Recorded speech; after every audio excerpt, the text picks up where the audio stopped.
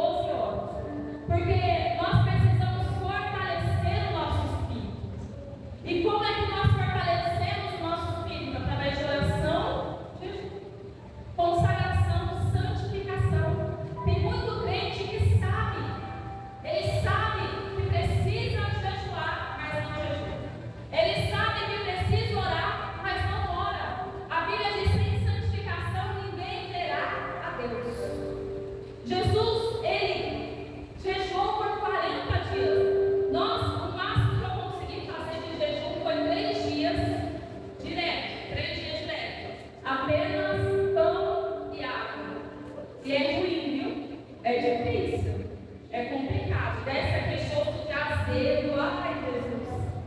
É difícil, é complicado. Foi o máximo que eu consegui ficar 3 dias. 3 dias. E até sem comer e sem beber já fiz também. Mas só 3 dias. Aí eu realmente não consigo mais do que isso também. Só que a Bíblia diz que Jesus ele jejuou 40 dias. Pastor, eu devo abrir um jejum de 40 dias? Não faça isso pela misericórdia de Deus. Você não é Jesus. Amém? Nós sabemos que houve um caso até de um pastor. Foi para o pé, mas a gente tem que ter sabedoria, discernimento. Porque no 21º dia, se eu não me engano, ele acabou falecendo. Porque os órgãos param de funcionar. Então, para tudo, sem comida, sem água, a carne enfraquece. E muitas vezes, igreja, nós precisamos entender é que não devemos só ouvir a palavra, mas praticar a palavra. O jejum é importante na vida de um cristão. O jejum é importante na vida de um crente. Jesus se separou. Jesus se santificou. Jesus passou 40 dias em jejum e oração. E quando ele é conduzido ao deserto, o diabo vem para tentá-lo. A gente sabe que fazer jejum não é fácil, porque até no propósito, quando você abre jejum, o diabo vem te chegar. É o café, alguém te convida para almoçar, e fala, não, vem almoçar comigo, fulano, que hoje eu pago o almoço para você. Já aconteceu isso comigo, eu não acredito, Jesus. Não acredito, bem no dia do meu jejum, a pessoa vai me convidar para almoçar. Não, marca para a semana que vem, marca para outro dia. E eu não vou esquecer que vai pagar meu almoço, não. Né?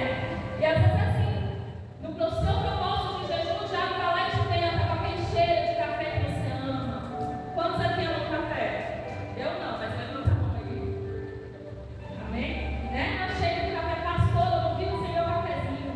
É na empresa, é em casa, tem que ter minha garrafinha de café, se não tiver eu já vou correr para fazer. E aí quando você me faz, quer ver propósito forte com Deus, para Deus te abençoar? Faz o propósito de esse cafezinho que você vê. Difícil. Vai ficar nervoso? Difícil. É difícil a gente tirar algo do nosso cardápio, do nosso hábito, porque a gente já está acostumado, né? Difícil, é complicado. Tira aquela carne que você tanto ama. Tira aquela salada que você tanto gosta. Tira, aí você vai ver. Aí você vai ver como o diabo vai te tentar. Só que a Bíblia diz que após esses 40 dias de jejum de Jesus, o diabo vem para tentá-lo, porque sabia que Jesus estava com fome. Jesus, ele sempre foi o Filho de Deus, mas ele estava no corpo humano. Então ele estava sujeito às mesmas coisas que cada um de nós. A diferença é que ele conseguiu vencer todas elas e nós não conseguimos. Como? Jejum, oração, santificação. Sempre. Então a Bíblia diz que quando o diabo vem para tentar Jesus, ele aparece para Jesus e diz, por que você não pega essa pedra e manda que essas pedras se transformem em pães? Porém Jesus disse, nem só de pão viverá o homem, mas de toda palavra que sai da boca de Deus. O diabo, quando ele chega sutilmente. Jesus estava com fome. O diabo sabia. Por quê? Porque o nosso inimigo, o nosso adversário, ele conhece as nossas fraquezas. Vira para o irmão do seu lado atrás de você e diga para ele, Gabriel, cuidado. O inimigo, ele sabe da tua fraqueza. Ele sabe. Ele sabia da fraqueza de Jesus. Ele sabia que Jesus naquele momento estava com fome. Ele foi tentar Jesus exatamente nisso. Só que Jesus dá uma resposta para ele, nem só de pão viverá o homem, mas de toda a palavra que sai da boca de Deus. Às vezes não, muitas vezes, as pessoas elas querem cuidar do seu corpo, elas querem cuidar da sua beleza, elas querem cuidar da sua casa, mas elas esquecem de cuidar do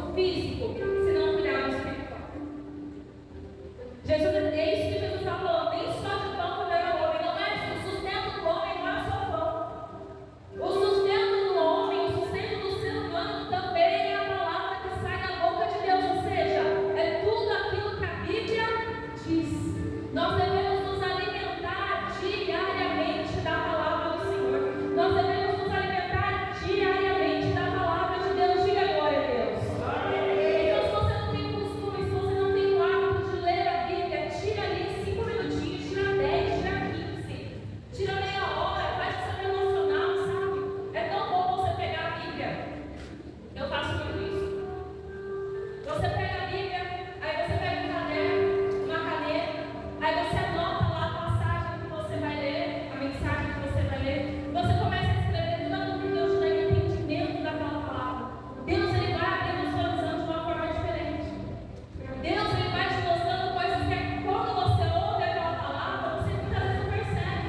Mas quando você vai estudar, quando você tira o seu tempo para ler a palavra, o Espírito Santo de Deus vai te dando discernimento e você vai descobrindo coisas novas que Deus tem para a sua vida.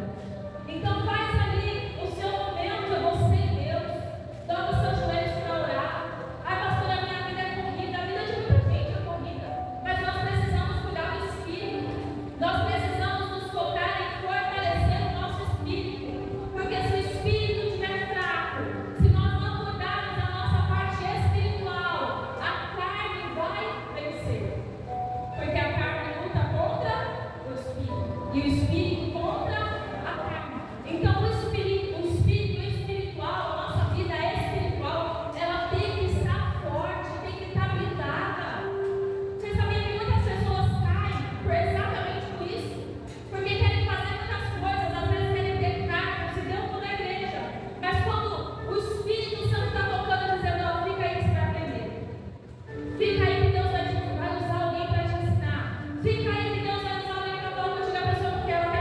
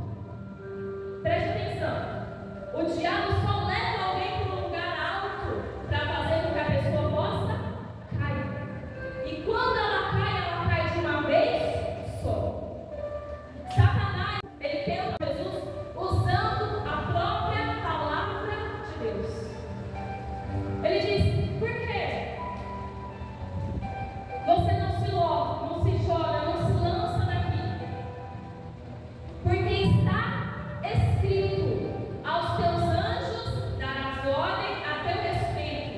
Eles te tomarão pela mão e não deixarão que acabe tropeçando em alguma pedra. Naquele momento, olha como o diabo é astuto, ousado. Ele tenta Jesus com a própria palavra. Cuidado, viu? Cuidado, porque muitas vezes tem pessoas que pegam versículos isolados da Bíblia e falam de uma maneira como se estivesse pregando ódio. Esses dias, eu fui em um ministério, uma igreja, e eu tinha sido convidada para trazer a mensagem. E após terminar o culto, uma moça saiu de lá chorando. E eu, na porta da igreja, fui perguntei para ela: tá tudo bem? Tá precisando de alguma coisa, né? Fui ver se ela precisava de ajuda. Ela disse: nossa, primeira vez que eu entro nessa igreja. Primeira vez que eu entrei. E eu nem sei ler. E a mulher, uma mulher, a membro da igreja, ela veio até mim e ela me disse umas palavras tão horríveis, por conta da minha roupa, que eu fiquei envergonhada e pensei em ir embora na mesma hora. Mas ela disse que a pessoa que estava do lado dela disse assim: não, fica, não deixe o diabo tentar roubar a tua paz dentro da igreja. E ela ficou. E ela disse depois da palavra, depois que a mensagem foi pregada, o coração dela ali foi transformado, porque ela estava vendo aquela mulher que veio falar mal da roupa dela com um olhar de ódio, dizendo: quando terminar o culto eu vou falar com ela. Quando terminar o culto eu vou dar a resposta que ela merece. Quando terminar o culto lá fora eu vou falar com ela, que a pessoa vai ser mulher, eu vou falar isso na minha cara de novo. Porque eu só respeitei quem estava dentro da igreja. Mas ela disse: mas através da palavra, o Espírito Santo de Deus quebrantou o meu coração. E eu não vou mais praticar mal as palavras de ódio que estavam no meu coração. Para você ver como o diabo tenta até dentro da igreja, causando o que? Discórdia, desunião. É a primeira vez que a pessoa chega, você deve abraçá-la, sabe? A Bíblia diz: vinde como estás, deixa a vida do jeito que está. Deus vai aperfeiçoando aquela pessoa através da palavra, através da oração. Deus vai fazendo a obra. Mas para quem está começando da igreja, para quem muitas vezes é novo convertido, nós devemos amá-lo, respeitá-lo, cuidar daquela alma, cuidar daquela ovelha. E não fazer com que aquela pessoa não sinta mais vontade de vir para a igreja. Não fazer com que aquela pessoa acaba saindo da presença de Deus por causa de uma palavra, por causa de uma atitude errada. Assim como o Senhor é misericordioso para conosco, nós também devemos ser misericordiosos para o nosso próximo. Diga amém. Então o diabo tentou Jesus através da própria palavra. Só que Jesus diz: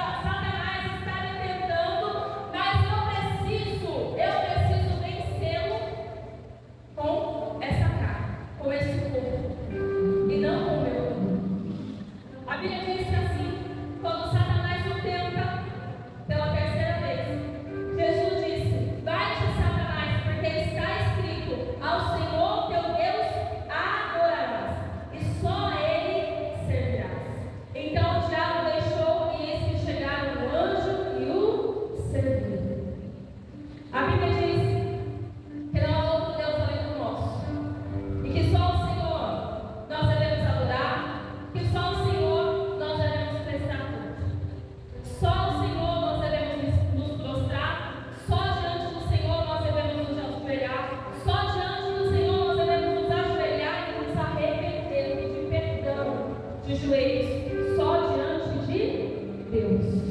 Daquele momento em que Satanás disse: eu te dou todo esse reino, eu te dou tudo isso, toda essa glória, todo esse poder.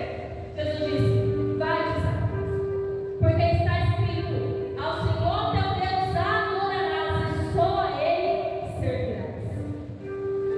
Você se lembra dos profetas que passaram por essa terra, a história de muitos homens que tentaram trazer de volta a adoração a Deus para o povo de Israel. O povo de Israel muitas vezes cocheava entre dois pensamentos: uma hora servia a Deus, outra hora Baal. Uma hora servia a Deus, outra hora não servia mais. Então o povo, eles cocheavam entre dois pensamentos. E os homens de Deus que foram levantados para trazer de volta o quê? A adoração a Deus. Para que aquele povo pudesse se converter, para que aquele povo pudesse deixar os seus deuses, a sua idolatria e se voltasse ao Senhor. Porque só há um Deus que nós devemos servir, e só há um Deus que nós podemos nos prostrar, e esse é no Senhor Jesus Cristo. Eu quero dizer para você nessa noite que o inferno não pode impedir a tua adoração, que o inferno não pode impedir o teu jejum, que o inferno não pode impedir o teu clamor. Que se você adorar ao Senhor, se você vencer a Satanás, ao inimigo, através da palavra, através da fé, através do propósito, portas se abrirão e bênçãos chegarão para você e para a tua casa. Jesus venceu Satanás no deserto. E Jesus venceu Satanás também na cruz do Calvário. Quando ele, no corpo humano, como homem, ele entrega a sua vida por amor a cada um de nós. Ali ele